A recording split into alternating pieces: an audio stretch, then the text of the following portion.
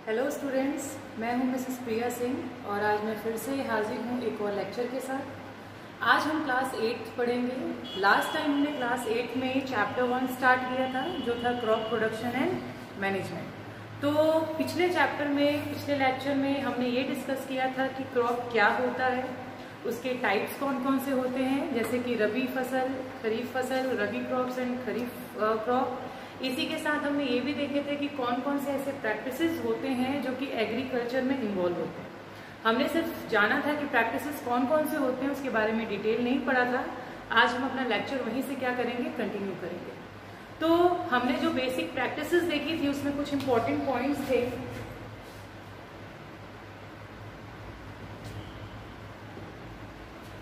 सबसे पहला था प्रिपरेशन ऑफ सॉइल।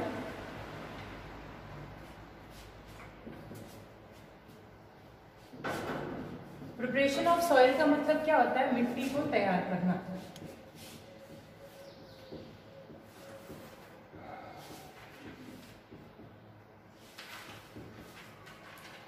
सेकेंड जो होता है adding of manure and fertilizer. Manure को हिंदी में खाद और फर्टिलाइजर को उर्वरक कहते हैं। तो अपना सेकेंड प्रैक्टिस यही था कि adding of manure and fertilizer. Third था रिमूवल ऑफ वीड्स, यानी खरपतवार को अलग करना। चौथा था थ्रेशिंग, विनोइंग, हार्वेस्टिंग, यानी फसल को काटने से लेके उसमें से उनके छिलके को अलग करने की प्रक्रिया इसमें आ जाती है। पांचवा था स्टोरेज, यानी भंडारण करना, यानी जब भी कोई अनाज तैयार हो जाता है तो उसको सुरक्षित किसी गोडाउन में या किसी कमरे में रख दिया जाता है ताकि बाद में उसको क्या किया जा सके, मार्केट में ले जाके बेचा जा सके। तो ये कुछ प्रैक्टिसेस थी जो कि एग्रीकल्चर में क्या होती है, इन्वॉल्व की जाती है। अब धीरे धीरे एक एक के बारे में हम क्या करेंगे, डिस्कशन करेंगे। तो सबसे पहले हम देख लेते हैं प्रिपरेशन ऑफ सॉइल, यानी मिट्टी को तैयार करना। प्रिपरेशन ऑफ सॉइल यानी मिट्टी को तैयार करना। मिट्टी को तैयार करने से मतलब आप क्या समझते हैं? जैसे कोई भी किसान खेती करने जाता है, बीज बोता है, तो सबसे पहले वो क्या करेगा, उसमें जुताई करेगा। जुताई करने का मतलब क्या होता है, सॉइल को लूज करना, उसे टर्न करना, मतलब उसको हिलाना डुलाना, उसको लूज करना ताकि वो अच्छे से क्या हो सके, नीचे की जो मिट्टी है वो ऊपर की तरफ आ सके।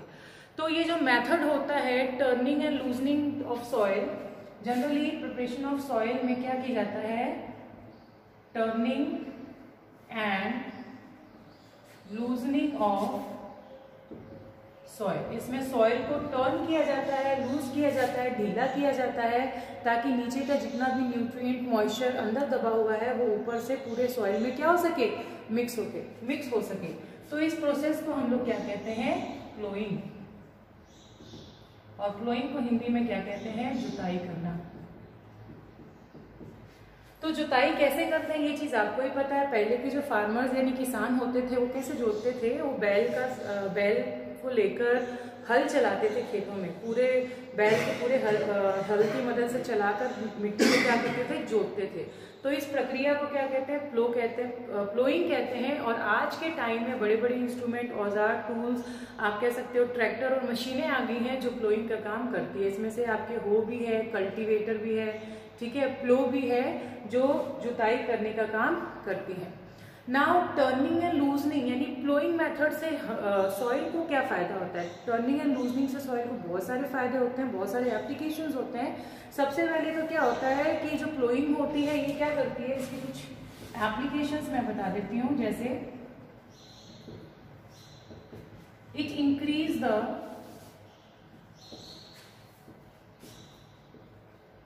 Water holding capacity.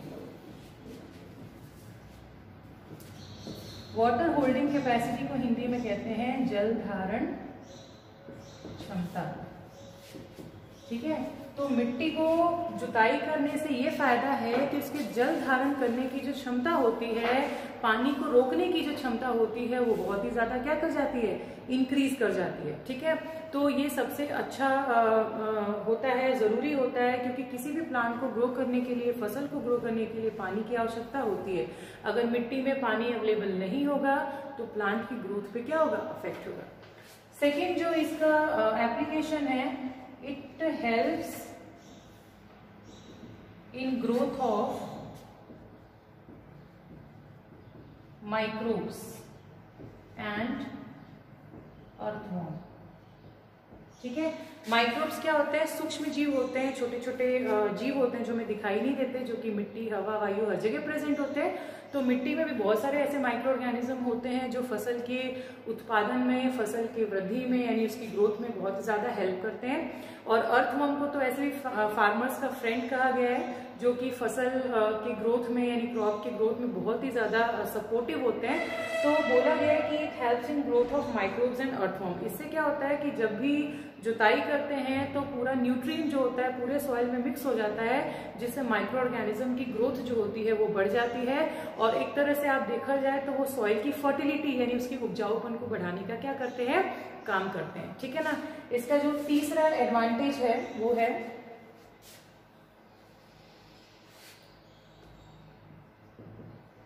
It aerates the cell, it aerates the soil.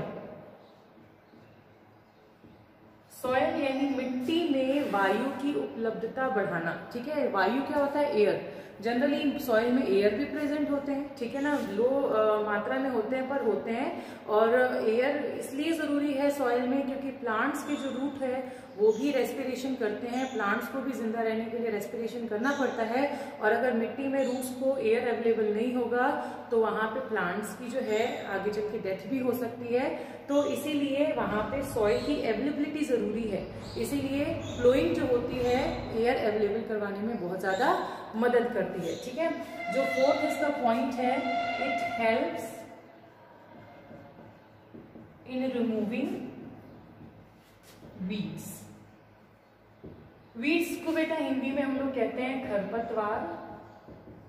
अब खरपतवार का मतलब क्या होता है, खरपतवार the unwanted plants grow along with the crops. ठीक है ना, यानी जो फसल के साथ साथ कुछ ऐसे भी पौधे उग जाते हैं, एक्स्ट्रा पौधे उग जाते हैं जिसकी हमें कोई भी जरूरत नहीं होती है। ठीक है ना, आपने देखा होगा कि बहुत सारे खेतों में फसलों के साथ साथ घास फूस उग जाते हैं, तो वो घास हमारे किस काम का, तो ऐसे जो प्लांट्स होते हैं जो अनवांटेड होते हैं, जिनकी कोई जरूरत नहीं होती है, ऐसे प्लांट्स को हम लोग क्या कहते हैं, वीड्स कहते हैं। तो जुताई करने से, यानी मिट्टी को जब उबड़ खाबड़ उसको निकाला जाता है, उसको ऊपर नीचे किया जाता है, तो जो भी घास या फूस उसमें एक्स्ट्रा प्लांट प्रेजेंट होते हैं वो भी क्या होते हैं, निकल जाते हैं और उनको क्या किया जाता है, अलग कर दिया जाता है। तो फ्लोइंग से ये सारे कुछ बेनिफिट्स होते हैं जो बहुत ही ज्यादा क्या होते हैं, इंपॉर्टेंट होते हैं। तो आई थिंक आपको फ्लोइंग समझ में आ गया होगा। तो प्रिपरेशन ऑफ सॉइल में सबसे पहला हमारा जो पॉइंट था वो फ्लोइंग था। सेकेंड जो हम समझेंगे that is sowing.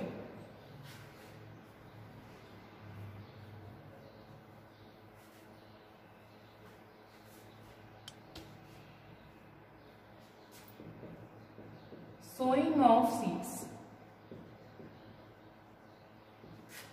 Sowing of seeds का मतलब होता है बीजों को बोना।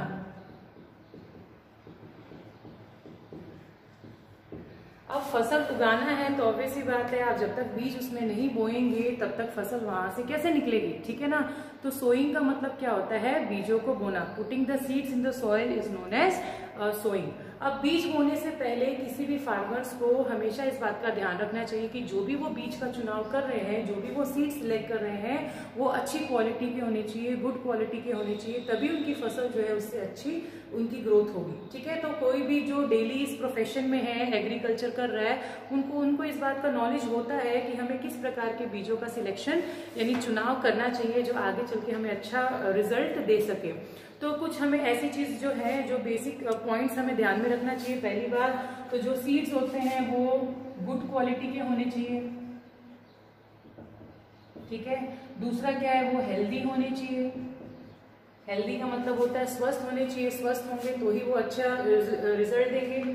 तीसरा फ्री फ्रॉम माइक्रो ऑर्गेनिज्म होने चाहिए।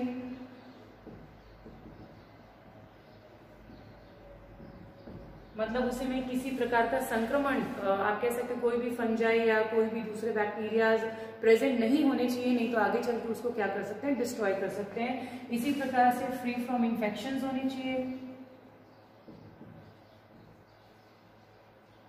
इनमें किसी प्रकार का संक्रमण नहीं होना चाहिए, बीज जो है वो फ्री फ्रॉम इन्फेक्शंस होने चाहिए, ठीक है ना।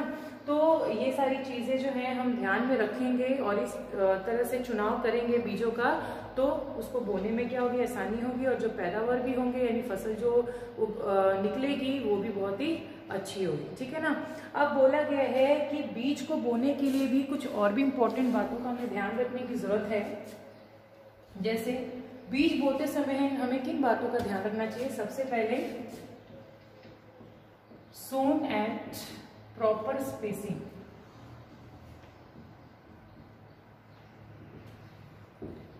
बीज बोते समय उन बीजों के बीच में गैप होना चाहिए, ठीक है ना। जैसे मान लो आप यहाँ पे एक बीज लगा रहे हो तो आप कुछ डिस्टेंस के बाद इधर लगाएं, फिर कुछ डिस्टेंस के बाद उसको और आगे लगा दें, तो प्रॉपर एक गैप होना चाहिए एक बीज और अगले बीज के बीच में, पहले और दूसरे बीज के बीच में गैप होगा तो अच्छे से प्रॉपर हम उसको सोन कहना कहते हैं। अगर आप प्रॉपर सोइंग नहीं करेंगे, अच्छे से डिस्टेंस पे, दूरी पे आप बीजों को नहीं लगाएंगे तो इससे ओवर क्राउडिंग की प्रॉब्लम होती है। ओवर क्राउडिंग मतलब एक बहुत ज्यादा भीड़ इकट्ठी होना। भीड़ का मतलब क्या है, अगर मान लो किसी खेत में एकदम चिपका चिपका के अगर आप बीज बोते हो तो एक तो बीज बहुत ज्यादा हो जाएंगे, फसल भी जो उगेंगे वो अच्छे से ग्रो नहीं कर पाएंगे। क्यों? क्योंकि जो सॉइल में न्यूट्रिएंट प्रेजेंट होता है वो तो सभी प्लांट्स को चाहिए, और हर एक प्लांट्स अगर उसको यूज करेगा तो आगे चल के ना तो सभी प्लांट्स को प्रॉपर न्यूट्रिएंट मिल पाएगा, और धीरे धीरे उस सॉइल में भी न्यूट्रिएंट की क्या हो जाती है, कमी हो जाती है।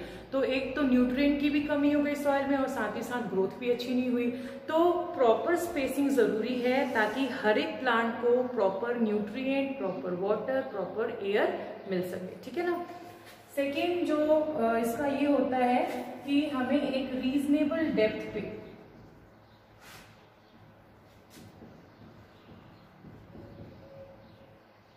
सीड्स को सो करना चाहिए, ठीक है। रीजनेबल डेप्थ का मतलब क्या होता है कि जब आप बीज बोते हो तो उसे कितनी गहराई तक आप बो रहे हो, इस बात का ध्यान रखना, ठीक है। बीज को एक प्रॉपर डेप्थ पे बोना चाहिए, ना ही ज्यादा अंदर तक बोना चाहिए और ना ही ऊपर छोड़ना चाहिए, ठीक है। ज्यादा आप नीचे तक उसको दबाएंगे बीज को या मिट्टी में अंदर तक उसको बोएंगे तो इससे क्या होता है कि जो प्लांट्स होते हैं या जो बीज होते हैं उनको प्रॉपर एयर या वाटर अवेलेबल नहीं हो पाता, और सफोकेशन की वजह से, सफोकेशन को मैं नॉर्मल लैंग्वेज में बोलूं तो घुटन की वजह से सीड्स की क्या हो जाती है, डेथ हो जाती है और ग्रोथ नहीं हो पाती, सीडलिंग नहीं हो पाती, जर्मिनेशन नहीं हो पाता, ठीक है ना। इसी तरीके से अगर आप बीज को ऊपर भी ऐसे फेंक देते हो, उसको बोते नहीं हो, तो इससे क्या हो सकता है कि बीज, एक तो बीज को प्रॉपर चीजें नहीं मिल पाएंगी क्योंकि जो मिट्टी में न्यूट्रिएंट है, वाटर है, एयर है, वो तो उसको प्रॉपरली अवेलेबल नहीं हो पाएगा ऊपर होने की वजह से। और साथ ही साथ ये भी है कि खेतों में बहुत सारे इंसेक्ट्स, पेस्ट जो होते हैं यानी जानवर जो होते हैं छोटे मोटे, और साथ ही साथ बर्ड्स जो है वो घूमते रहते हैं, तो वो उनको क्या कर सकते हैं, खा सकते हैं। तो इस वजह से उस बीज का लार्ज अमाउंट में क्या हो सकता है, नुकसान हो सकता है। तो इन सब चीजों का ध्यान रखना चाहिए, इसलिए इसको प्रॉपर डेप्थ पे बोना चाहिए ताकि उसको हर एक चीज अवेलेबल भी हो सके और उसकी ग्रोथ भी अच्छी हो सके, ठीक है ना। और साथ ही साथ है कि इसको भी प्रॉपर रोज में बोना चाहिए। प्रॉपर रोज क्या होता है, आप जैसे एक सीधी लाइन में खड़े होते हैं तो वही एक प्रॉपर लाइन में क्या करना चाहिए, बीजों को बोना चाहिए ताकि हमें ये पता चल सके कि किस लाइन में कौन सा बीज है, और हमें कभी भी जैसे पानी देते हैं, इरिगेशन सिंचाई करते हैं, तो सिंचाई करने में या खाद डालने में किसी प्रकार की प्रॉब्लम ना आए। तो ये कुछ बातें हैं जिसे हमें हमेशा बीज बोते समय ध्यान में रखना चाहिए, ठीक है ना। तो वो एक तो था प्रिपरेशन ऑफ सॉइल और दूसरा था प्रिपरेशन ऑफ सीड। एक और टर्म मैं बताना चाहूंगी आपको। अभी जैसे मैंने बोला कि बीजों को प्रॉपर स्पेसिंग देके या तरीके से बोना चाहिए, तो बीजों को बोना तो सोइंग कहलाता है। कुछ फार्मर्स ऐसे भी होते हैं या कुछ क्रॉप्स ऐसे भी होते हैं जिनको ऐसे खेतों पे फेंक दिया जाता है, स्प्रेड कर दिया जाता है, उनको बोया नहीं जाता है। ऐसे प्रोसेस को हम लोग क्या कहते हैं, ब्रॉडकास्टिंग। ब्रॉडकास्टिंग हिंदी में कहेंगे प्रसारण, बीजारोपण, ठीक है, तो क्लियर हो गया। प्रसारण बीजारोपण का मतलब क्या होता है, ब्रॉडकास्टिंग का मतलब क्या होता है, जब बीज को मिट्टी में ना बोके हम बस उसे ऐसे ही क्या कर देते हैं, स्प्रेड कर देते हैं, तो इसको हम लोग क्या कहते हैं, ब्रॉडकास्टिंग। ठीक है, एक और चीज बता देती हूँ, seedling and transplanting. Seedling and transplanting. Seedling को हम कहते हैं अंकुर और ट्रांसप्लांटिंग को कहते हैं रोपाई। ठीक है, अब इन दोनों का मतलब क्या है। सीडलिंग, कुछ फसल ऐसी भी होती है जैसे कि बहुत सारे वेजिटेबल्स हो गए या फिर राइस हो गया, चावल हो गया, जिनको डायरेक्ट जो है वो बड़े से फील्ड में नहीं उगाया जाता। बहुत से फसल ऐसे होते हैं जिन्हें तो पहले छोटे से एरिया में ग्रो करवाया जाता है, चेक किया जाता है कि वो प्रॉपर ग्रोथ कर रहे हैं कि नहीं, वो सीड अच्छे हैं कि नहीं, और उसके बाद उनमें से जो अच्छे सीड्स होते हैं, हेल्दी सीड्स होते हैं और जो अच्छे से जर्मिनेट कर जाते हैं, उनको क्या कर दिया जाता है, वहां से लेके चुनाव करके पिक करके उसे बड़े से एरिया में क्या कर दिया जाता है, रोपित कर दिया जाता है, यानी ट्रांसप्लांटिंग कर दिया जाता है। तो यही है सीडलिंग एंड ट्रांसप्लांटिंग। सीडलिंग का मतलब क्या होता है कि पहले तो छोटे से एरिया में उसको क्या करना, बीज को लगाना, और उसमें से जो भी अच्छे बीज होते हैं, अच्छे क्वालिटी के होते हैं, उनको चूज किया जाता है, उसे बड़े लैंड में क्या कर दिया जाता है, ट्रांसफर कर दिया जाता है। तो ट्रांसफर करने की जो टेक्निक होती है उसे हम लोग क्या कहते हैं, रोपाई यानी ट्रांसप्लांटिंग। आई होप आपको यहाँ तक पूरी चीज क्या हो गई होगी, क्लियर हो गई होगी। अब हम नेक्स्ट बात करते हैं मैन्योर एंड फर्टिलाइजर की।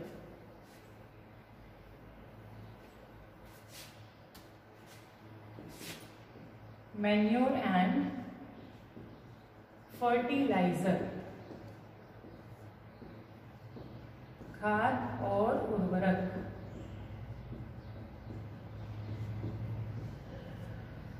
तो खाद और उर्वरक क्या है, ये जानने से पहले हम एक चीज डिस्कस करना चाहेंगे कि खाद और उर्वरक की जरूरत क्यों पड़ती है। बेसिकली हम खाद इसलिए डालते हैं या उर्वरक इसलिए डालते हैं ताकि हमारे फसल की ग्रोथ, पैदावार जो है वो अच्छी हो सके और हमें बहुत ही कम समय में ज्यादा से ज्यादा प्रोडक्ट मिल सके। ठीक है ना, तो बोला गया है। साथ ही साथ एक चीज और होता है कि वो मिट्टी के उपजाऊपन को यानी न्यूट्रिएंट्स को क्या करती है, इंक्रीज, फर्टिलिटी को क्या करती है, इंक्रीज करती है। तो पहले के जो किसान होते थे वो क्या करते थे, खाद ही बनाते थे घर में, जो भी खाद अवेलेबल होता था, गोबर से, गाय के गोबर से खाद तैयार करते थे और उसको यूज करते थे। अब तो बहुत सारी फैसिलिटीज आ गई है, इंडस्ट्रीज आ गई है जिसमें बहुत सारे केमिकल्स की मदद से फर्टिलाइजर बनाया जाता है और उसका इस्तेमाल किया जाता है और वो बहुत ज्यादा हेल्पफुल भी होता है। अब एक चीज प्रॉब्लम है बेटा कि जब भी किसी फसल को एक ही पर्टिकुलर एरिया में, लैंड में कंटिन्यूअस उगाया जाता है तो इससे एक नुकसान होता है। किसको नुकसान होता है, फील्ड को नुकसान होता है। जनरली जिस मिट्टी में आप एक ही प्रकार के फसल को कई साल तक रेगुलर उगाएंगे तो इससे उस मिट्टी की जो फर्टिलिटी होती है, उपजाऊपन होता है, वो कम हो जाता है और वो धीरे धीरे उत्पादन प्रक्रिया में, यानी आप कह सकते हो वृद्धि, ग्रोथ, प्रोडक्ट देना जो है वो धीरे धीरे उसमें क्या आ जाती है, कमी आ जाती है। अब इस चीज को, इस प्रॉब्लम को ओवरकम करने के लिए क्या तरीके हैं ये हम डिस्कस करेंगे। पहला जो इसमें तरीका है इस प्रॉब्लम को सॉल्व करने का वो है फैलोइंग। फैलोइंग का मतलब क्या होता है, मिट्टी को परती छोड़ना। अब परती छोड़ने से आप क्या समझते हैं, ठीक है ना, आपने देखा होगा कई भूमि ऐसी बंजर पड़ी होती है जिसमें ना तो आप खेती कर सकते हो ना ही कुछ। वो ऐसा इसलिए हो जाता है क्योंकि उस मिट्टी की पूरी तरह से फर्टिलिटी एकदम खत्म हो जाती है, डिस्ट्रॉय हो जाती है और वो इस काबिल भी नहीं होता कि उसमें एक पौधा भी क्या हो सके, उग सके, तो वो तो बंजर बन गई। लेकिन यहाँ पे हम फैलोइंग की बात करें, फैलोइंग को बोला गया हमेशा के लिए नहीं, कुछ समय के लिए हम क्या करते हैं, जिस मिट्टी में या जिस खेत में, जिस फील्ड में आप क्रॉपिंग करते हो यानी फसल उगाते हो, उसको कुछ समय के लिए ऐसे ही खाली छोड़ देना। इससे क्या होता है कि जो भी न्यूट्रिएंट की कमी होती है वो धीरे धीरे क्या हो जाती है, रीगेन हो जाती है, यानी वापस आ जाती है। अब ये होता कैसे, जनरली आप जब किसी मिट्टी को ऐसे छोड़ देते हो कुछ समय के लिए, कुछ महीनों के लिए या एक साल के लिए आप कह सकते हो, तो उसमें क्या होता है कि जितने भी डेड प्लांट्स होते हैं यानी मरे हुए पौधे होते हैं वो अवेलेबल हो जाते हैं, या फिर कोई जानवर वहां पे मर गया तो उसमें जो मिट्टी में जो भी बैक्टीरिया प्रेजेंट होते हैं वो उन सड़े मरे हुए चीजों को क्या करते हैं, डिकम्पोज कर देते हैं, विघटित कर देते हैं। और इस विघटन की वजह से वो जो मिट्टी है उसमें न्यूट्रिएंट वापस से क्या हो जाता है, आ जाता है, जिसके वजह से उसकी फर्टिलिटी जो होती है वो इंक्रीज हो जाती है, यानी बढ़ जाती है। और फिर आप उसमें अगर फसल उगाते हैं कुछ टाइम के बाद तो पहले जैसा आप उसमें प्रोडक्ट निकाल सकते हैं। तो यही है कि हम फैलोइंग कर सकते हैं मिट्टी को, उस भूमि को कुछ समय के लिए ऐसे छोड़ दीजिए ताकि वापस उसकी फर्टिलिटी जो है वो रीगेन हो सके। लेकिन जो फार्मर्स होते हैं वो ऐसा नहीं कर सकते। क्यों? क्योंकि कोई भी किसान जो पूरी तरह से उस खेत पे डिपेंड है, अगर वो खेती करना छोड़ देगा कुछ समय के लिए तो उसकी रोजी रोटी बंद हो जाएगी, उसकी इकोनॉमिकल कंडीशन खराब हो जाएगी, तो वो तो ऐसा कर नहीं सकता। तो इसके लिए जो दूसरा मेथड है इस प्रॉब्लम से निपटने के लिए वो होता है मिक्स्ड क्रॉपिंग। मिक्स्ड क्रॉपिंग को हम लोग कहते हैं मिश्रित फसल। अब मिश्रित फसल क्या होता है? मिक्स का मतलब हम दो तीन चीजें आपस में मिक्स करते हैं, दैट इज मिक्स्ड। तो बोला गया है कि मिश्रित फसल में हम 2-3 प्रकार के बीजों को, 1 या 2 प्रकार के बीजों को आपस में क्या करते हैं, मिक्स करते हैं और फिर उसे एक साथ उगाते हैं। तो उसको हम लोग क्या कहते हैं, मिक्स क्रॉपिंग कहते हैं। अब यहाँ पे 2 टाइप की कोई भी आप फसल एक साथ उगाओगे तो ऑब्वियस सी बात है हम ऐसे फसल को चुनाव करेंगे जो जिनकी प्रेजेंस में दोनों को क्या हो, कोई बेनिफिट हो, कोई प्रॉब्लम ना हो। अब इसमें एक एग्जाम्पल लिया गया है, जैसे वीट हो गया प्लस एक लेग्यूमिनस प्लांट हो गया, जैसे कि दाल, हिंदी में, इंग्लिश में कहेंगे पल्सेस। तो इन दो का कॉम्बिनेशन अगर हम उगाते हैं तो इससे मिट्टी की जो फर्टिलिटी होती है वो इंक्रीज कर जाती है। अब होती क्या है, जैसे ये वीट है, ये गेहूं होता है, इनके जो फसल्स होते हैं ये मिट्टी से क्या करते हैं, नाइट्रोजन लेते हैं, ठीक है। तो अगर मिट्टी से ये फसल नाइट्रोजन लेगी तो नाइट्रोजन की मिट्टी में क्या हो जाएगी, कमी। दूसरी तरफ जो इसके साथ एडिशनल सीड है जिसे हमने दाल बोला या लेग्यूमिनस प्लांट बोला, तो आपको पता होगा कि लेग्यूमिनस प्लांट ऐसे प्लांट्स होते हैं जिसमें राइजोबियम बैक्टीरिया पाया जाता है और वो नाइट्रोजन फिक्सेशन में बहुत ज्यादा हेल्प करता है। नाइट्रोजन फिक्सेशन का मतलब होता है नाइट्रोजन को स्थिर करना, यानी मिट्टी में मिलाना। अब नाइट्रोजन एयर में होता है तो ये बैक्टीरिया जो इन प्लांट में प्रेजेंट होते हैं ये क्या करते हैं, एयर से नाइट्रोजन को लेते हैं, उससे सॉइल में क्या कर देते हैं, मिक्स कर देते हैं। अब ऑब्वियस सी बात है अगर ये कंज्यूम कर रहा है तो बदले में ये मिट्टी में नाइट्रोजन को क्या कर रहा है, अवेलेबल करवा रहा है, जिसकी वजह से मिट्टी में नाइट्रोजन की कभी कमी नहीं होती है। तो ये भी एक तरीका है जिसकी वजह से हम न्यूट्रिएंट को भी मेंटेन करके रख सकते हैं और फसल की ग्रोथ में भी क्या करवा सकते हैं, हेल्प करवा सकते हैं। तो ये होता है मिक्स क्रॉपिंग, ठीक है। थर्ड है मैन्योर।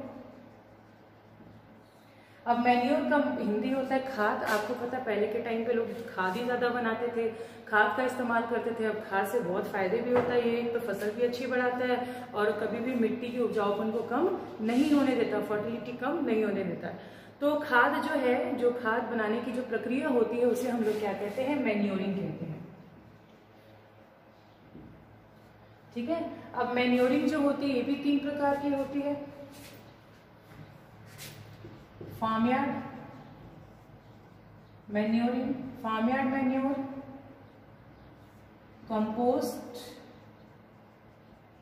और तीसरा होता है ग्रीन मैन्योर,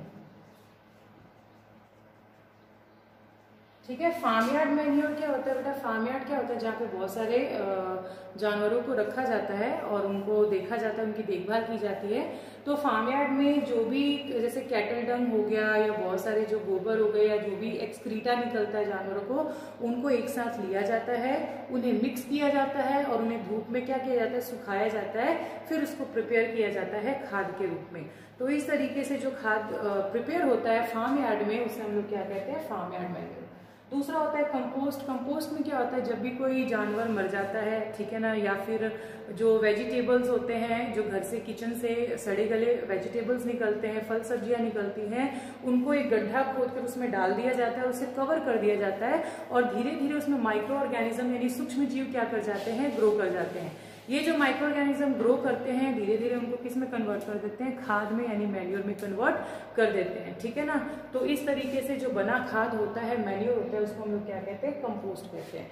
तीसरा होता है ग्रीन मैन्योर की बात करें तो ग्रीन मैन्योर जो होते हैं वो क्या होते हैं, जनरली इसमें आपके लेग्यूमिनस प्लांट आते हैं जिनको प्लोइंग के समय, प्लोइंग जिसमें मैंने बताया था जुताई करना, तो प्लोइंग के समय जब हम ग्रीन मैन्योर को लेग्यूमिनस प्लांट को मिट्टी में उसके साथ जोत देते हैं तो वो भी एक तरह से खाद का काम करता है और मिट्टी की फर्टिलिटी यानी उपजाऊपन को बढ़ाने में क्या करता है, मदद करता है। तो इस प्रकार के मैन्योर को हम लोग क्या कहते हैं, ग्रीन मैन्योर कहते हैं। तो ये तो था मैन्योर। और चौथा जो है फर्टिलाइजर। तो फर्टिलाइजर को इंग्लिश में हम लोग क्या कहते हैं, उर्वरक कहते हैं। अब उर्वरक जो है ये भी बहुत अच्छा है एक तरह से, ये इनमें इनऑर्गेनिक न्यूट्रिएंट्स होते हैं। इनऑर्गेनिक न्यूट्रिएंट्स जनरली फर्टिलाइजर्स को इंडस्ट्रीज में, बड़े बड़े इंडस्ट्रीज में बनाया जाता है जिसमें आपके पोटेशियम, अमोनियम और ये सारी चीजें मिक्स्ड होती हैं, ठीक है ना। तो इनकी वजह से इन केमिकल्स से जो भी चीज बनती है उनको हम लोग क्या कहते हैं, फर्टिलाइजर। फर्टिलाइजर्स बहुत हेल्पफुल होते हैं, क्यों होते हैं, क्योंकि ये मैन्योर के कंपैरिजन में बहुत कम समय में ये क्या करते हैं, तो ग्रोथ भी इंक्रीज करते हैं, साथ ही साथ ये क्या करते हैं, न्यूट्रिएंट्स भी अवेलेबल करवा देते हैं प्लांट्स को जो कि उनके ग्रोथ के लिए चाहिए होता है, ठीक है ना। तो अब ग्रोथ के लिए जो भी इनको चाहिए वो अवेलेबल तो हो जाता है, लेकिन इसका एक हार्मफुल ये है हार्म कि ये जो ऐसे ये केमिकल्स होते हैं, जनरली आपको पता है केमिकल्स किसी भी तरीके से ह्यूमन बॉडी के लिए या किसी भी चीज के लिविंग ऑर्गेनिज्म के लिए नुकसानदायक होता है। तो इसी तरीके से ये सॉइल के लिए भी क्या है, नुकसानदायक है, क्योंकि कंटिन्यूअस यूज जो फर्टिलाइजर का होता है, जो फार्मर्स मैक्सिमम इन पे ही डिपेंड होते हैं फर्टिलाइजर्स पे, तो लगातार फर्टिलाइजर का उपयोग करने से क्या होता है कि मिट्टी की फर्टिलिटी धीरे धीरे क्या हो जाती है, कम हो जाती है, न्यूट्रिएंट की धीरे धीरे उसमें कमी आ जाती है केमिकल्स मिक्स होने की वजह से, और साथ ही साथ वाटर पॉल्यूशन भी बढ़ता है, ठीक है ना। तो ये इसमें कुछ डिसएडवांटेज है। तो ज्यादा जोर आजकल बायो मैन्योर पे दिया जा रहा है, यानी मैन्योर के इस्तेमाल पे दिया जा रहा है, क्योंकि ये इन्वायरमेंट फ्रेंडली भी होते हैं, हमें इससे कोई नुकसान भी नहीं होता और हमारे पर्यावरण भी इससे क्या रहता है, सुरक्षित रहता है। तो ये थे कुछ मैन्योर एंड फर्टिलाइजर्स, ठीक है ना। तो इसमें कुछ यूरिया भी इस्तेमाल किया जाता है, सल्फेट इस्तेमाल किया जाता है, सुपर फॉस्फेट इस्तेमाल किया जाता है फर्टिलाइजर्स के रूप में। तो ये कुछ एग्जांपल्स है फर्टिलाइजर के। तो आई होप आपको मैन्योर एंड फर्टिलाइजर्स भी क्लियर हो गया होगा टर्म्स क्या है। तो आज के लेक्चर में इतना ही, थैंक यू।